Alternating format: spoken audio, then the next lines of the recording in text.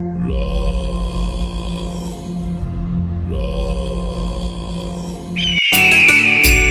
दुख भंजन मारुति नंदन, सुन लो मेरी पुकार, पवन सुत विन